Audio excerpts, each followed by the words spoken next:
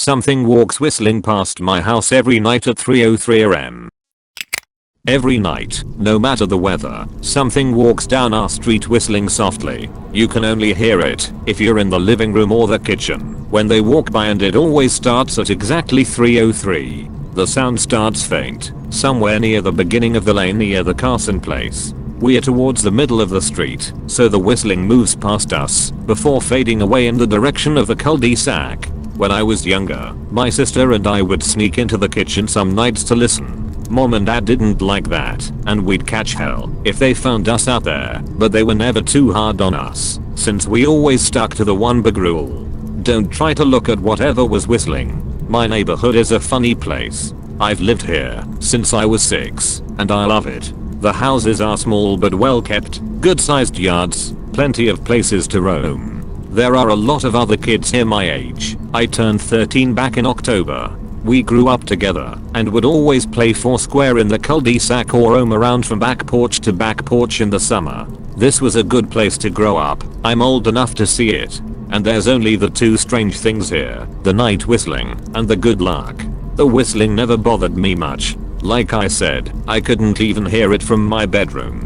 But mom and dad don't like talking about it, so I've stopped asking questions. My dad is a strong guy, tall and calm. He has an accent since he moved to the US as a kid. His family, my grandparents, they're from the islands. That's what they call it. My dad, the only time he isn't so calm is if the whistler comes up.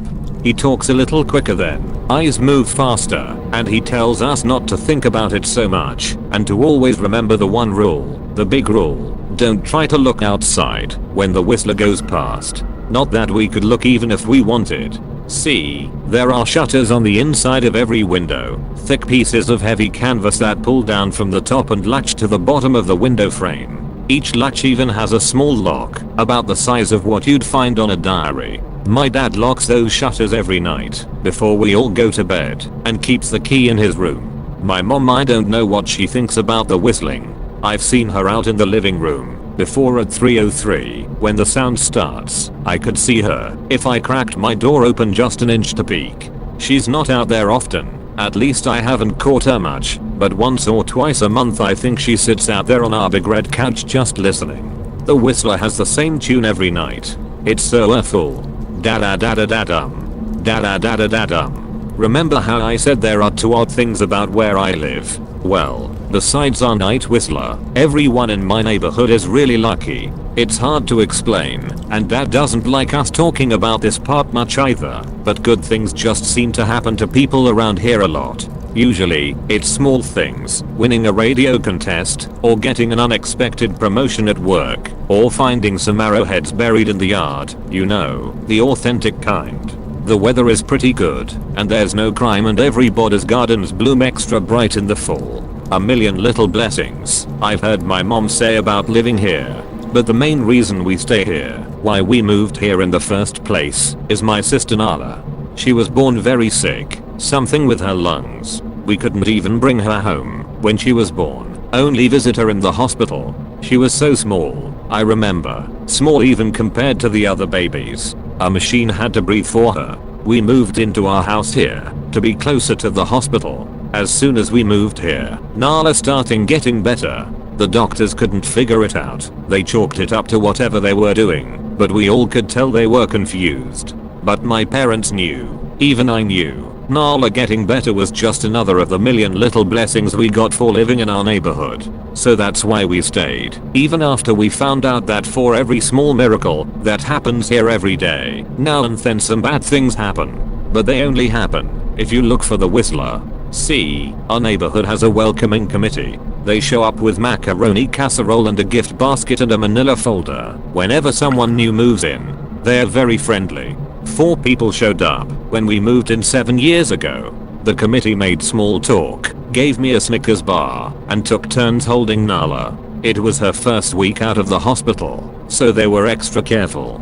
Then the committee asked to speak to my parents in private, so I was sent to my room, where I still managed to hear nearly every word. The welcoming committee told my parents about how nice the neighborhood was, really exceptionally hard to explain kind of nice. And then they told my parents about the even harder to explain whistling that happened every morning at 3:03 and ended at the tick of 3:05. The group, our new neighbors, warned my parents that the whistling was quiet, would never harm or hurt us, as long as we didn't look for what was making the sound. This part they stressed, and I pushed my ear into the door straining to hear them. People who went looking for the whistler had their luck change. Sometimes tragically, a black cloud would hang over anyone that looked. Anything that could go wrong would. The manila envelope the committee brought over contained newspaper clippings, stories about car crashes and ruined lives, public deaths and freak accidents. Not everyone dies, I heard the head of the committee tell my dad. But the life goes out of M. Even if they live, there's no light in them ever again. No presents. My mom, I could tell she wasn't taking it seriously. She kept asking if this was some prank they play on new neighbors. At one point my mom got angry, accused the committee of trying to scare us out of our new home, asked them if they were racist on account of my dad being from the islands. My dad calmed her down, told her he could tell our new neighbors were sincere and they were just trying to help us. He explained that he grew up hearing these kinds of stories from his mom, and that he knew there were strange things that walked among us. Some of those strange things were good and some were bad, but most were just different. After the committee left, Dad went out to the hardware store, bought the canvas blinds, the latches, and the locks, and installed them on every window in the house after dinner. That first night in our new house, I crept out of my room at 3 AM, only to find my dad awake sitting on the living room couch, holding my baby sister. My dad held up his finger in a motion, but patted the couch next to him. I sat and we waited. At exactly 3:03 we heard the whistling. Da-da-da-da-da-dum. Da-da-da-da-da-dum. It came and it went just like our neighbors said. The whistling returns each night and we never look, and we enjoy our million little blessings every day. Nala breathes on her own, and she's grown into a strong clever girl. My dad even joined the welcoming committee. We don't get new neighbors often, why would anyone want to leave? But when a new family moves in, my dad and the committee bring them macaroni casserole, a gift basket, and the manila folder. I can always tell by the look on my dad's face when he comes back if the family took the committee seriously or if we'd be getting new neighbors again very soon. Not long ago a family moved in directly next to us. The previous owner, Ms. Maddie, passed away at age 105. She'd lived a good long life. Our new neighbors seemed like they'd fit in just fine. They believed the welcoming committee, took my dad's advice about the locking shutters, since they had a young child of their own. Whatever newspaper clippings were in that manila envelope, whatever evidence, my dad never let us see. But I imagine it must have been awfully convincing since our neighbors got along with no issues for the first month. One night, when our new neighbors had to leave town, they sent their son, Holden, to stay with us.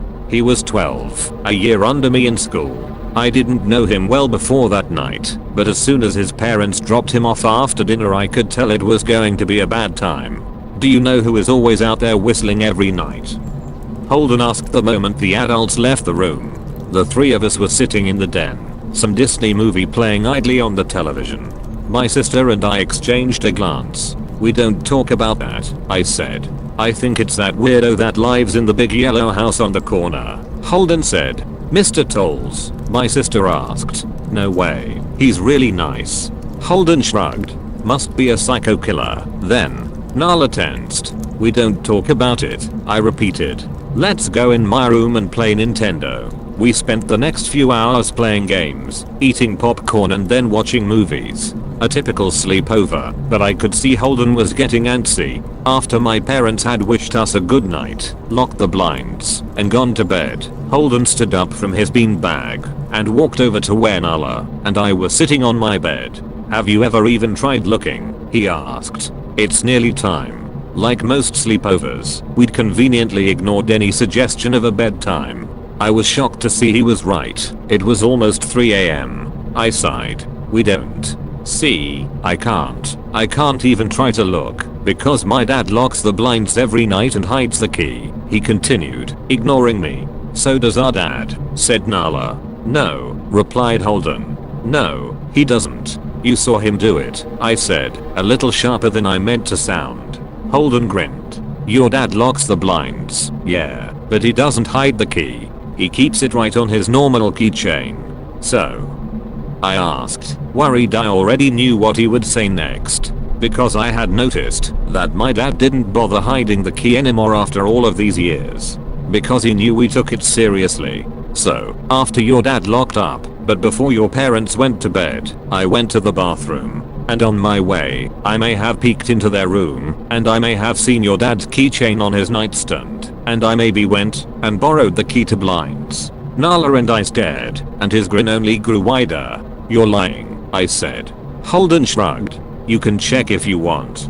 Just open your parents' door and look. You'll see his keychain right there on the nightstand. Stay here, I told both of them. Don't move a muscle. I hurried over to my parents' room, but hesitated at the door. If Holden wasn't lying, me dad would be angry. Beyond angry. I was scared thinking about it, but more scared of an open window with the Whistler right outside. I opened the door, barely an inch, and looked in, but it was too dark to see. Taking a deep breath, I walked into the room. 2 steps into the dark I froze. The whistling started, and I could hear it clearly from my parents' room. I never realized, but they must have heard the sound every night since we moved into the house. They never told us. I don't think I could have slept through it. I stood there, listening to the whistling come closer, unsure whether I should turn on a light or call out for my dad. Soft sounds from the living room brought me back to reality. Nala, I yelled, running out of my parents' room. Holden and Nala were standing near the front door next to a window. Holden wasn't lying. I could see him fumbling with the lock on one of the blinds. I heard a click. He did have the key. Holden let out a quick laugh. Nala stood next to him, hunched up, afraid but maybe curious. The whistling was right outside our house now. I think I made a sound, called out. I can't remember. Time felt frozen, clock hands nailed to the face. But I found myself moving. I'm not fast. I've never been athletic. Somehow, though, I covered the space between myself and Nala in a moment. My eyes were locked on her, but I heard Holden pull the blind all the way down so it could release. I heard the snap of it start to raise, and I heard the whistling just on the other side of the window. But I had my arms around Nala, and I turned us so she was facing away from the window. At the same time, I jammed my eyes shut. The blind whipped open. The whistling stopped. I felt Nala shaking in my arms. Don't look, okay? I told her. Don't turn around. We were positioned so that she was facing back towards the hallway and I was facing the window. My eyes were still closed. I felt her nod into my shoulder. I reached out with the arm not holding Nala and tried to touch Holden. My hand brushed against his arm. He was shaking worse than Nala. Holden? I asked. Silence. I reached past him and gingerly felt for the window, eyes still sealed shut. The glass was cold against my fingertips. Colder than it should have been for the time of year. I moved my hand up the window, searching for the string to the blind. The glass began to get warmer the further I reached, and there was a gentle hum feeding back into my fingertips. I tried not to think about what might be on the other side of the window. Finally, I touched the string and yanked the blinds shut. I opened my eyes. In the dim light leaking out from the kitchen, I could make out Holden, pale and small, staring at the now closed window. Holden? I asked again. He turned towards me and he screamed. Everything became a flurry of motion. Lights sparked to life in the hall, then the living room. My parents' footsteps thudded across the hardwood floor. I didn't turn to look back at them. My eyes were glued to Holden. He was pale, had bit his lip so hard there was a thin red line of blood running down his chin, and he'd wet himself. What happened? My dad asked from behind me. I managed to swivel away from Holden and look back. He looked. I'd never seen my dad scared before, but I saw it that night. In that moment, an old, ugly terror stitched on his face. A parent's fear. Just Holden, he mouthed to me. I nodded yes. My dad let out a breath. He looked so relieved I nearly expected him to cheer. But then he turned to Holden and my dad's face changed. I wondered if he felt bad for feeling good that Holden was the only one that looked. There was a knock at the door. We all froze. Holden whimpered. Don't answer it, my mom said. She stood at the threshold of the hall. I'd always thought she was a skeptic and just humored my dad about the windows and the whistler, but that night we were all believers. I noticed that both of my parents held baseball bats they must have taken from their bedroom. The knock came again, a little louder this time. "Please don't open the door," Holden whispered. My dad walked over to him, hugged him close. "We won't," my dad promised, still holding his bat. "Nothing is coming in here tonight." Thud thud thud. This time the knocking was loud enough to rattle the door. Holden screamed again, and Nala clutched her arms around my neck. My mom came over and knelt down next to us, wrapping my sister and me close. Thud thud thud. "Call the police," my mom whispered to my dad. The knocking instantly stopped. My dad looked over his shoulder at us. Do you think? He was cut off by frantic knocking that trailed off to a polite tap tap tap. "Police," something said from the other side of the door. The voice from outside sounded exactly like my mom, like a parrot repeating the words back to her. "Police. Call the police. Tap tap tap police." My mom pulled us closer. "Police. Police. Police. Police. Please stop," I heard her whisper. "I don't think calling them will help," my dad said. "How will we know when they're the ones at the door?" The knocking came back harder than before. The door shook. Then it stopped. After a long moment, I heard the knocking again, but it was coming from our back door. We all turned together towards the back door, but the knocking immediately returned to the front door. Front to back to front, loud then quiet then loud again. Suddenly, the sound was coming from both doors at once. Big heavy blows like a sledgehammer. Then something started rapping against all of the windows in the house, then the walls. It was like we were living inside a drum with a dozen people trying to play at once. Or we were a turtle and something was attempting to claw us out of our shell. "Stop!" Holden yelled. The knocking died. "I won't tell," Holden said, staring at the door. "I promise I won't tell anyone what I saw. Just please go away." We waited for nearly a minute. Then we heard it, a soft tap tap tap coming from the window Holden had looked through earlier. Holden started to cry, sobbing like a prisoner watching gallows being built outside their cell. My dad held him, brushed his hair, but never lied to him, never told him things would be okay. The tapping at the window went on for the rest of the night. We huddled together in the living room for I don't know how long. Eventually, my mom tried to take us kids into my room, while my dad stayed to watch the door. But the second we moved into my bedroom the knocking came back, so loud it was possible to ignore. I was afraid the door couldn't take it. We went back to the living room and the knocking stopped. Only the tap tap tap on the window remained. None of us slept that night. The tapping stopped around 7 AM. That's about the time the sun comes up here. We waited another 2 hours before my dad opened the blinds from one window. He made us all go back to my parents' bedroom first. I heard him open the door then come back in. "Okay," he told us. "It's done." Holden's parents came back around lunchtime. My mom and dad walked Holden over to his house and they all went inside for quite a while. Nala and I watched from the window. She stuck to me the whole day, right at my side, sometimes holding my hand. When my parents came back they looked grim, but wouldn't tell us what they said to Holden's family. It was a Sunday, so we all spent the day together, ordered pizza and watched movies. That night everyone slept in my room. Nala and my mom in the bed with me, my dad in a chair he'd pulled over. There was no knocking that night or any night since. We didn't see much of Holden or his parents for the rest of that week, but by Thursday there was a moving truck in their driveway. Nala and I watched them packing up the whole afternoon after school. What sticks with me most is how tired Holden and his parents looked. All three had the same pallor, grim mouths and lightless eyes. Even from across the street I could tell something was very wrong. Holden and his family were gone before sunset. I remember what the original welcoming committee said to my parents when we moved in. "Not everyone who looks at the Whistler dies, but even those that live have the light go out of them, and the rest of their lives are full of misfortune.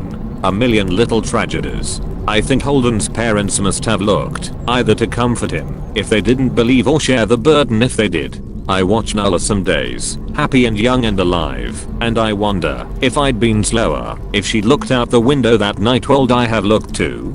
To comfort her? To share that burden? I'm glad I don't have to find out. We still live in that house, in that neighborhood. We still hear our Whistler walking past every night. The blessings, the luck, The good things here are too good to leave. But we are careful. We don't have friends over to spend the night anymore. And my dad hides the key to the blinds very very well. Not that I've gone looking. Some things you just don't need to look for. Well, thanks.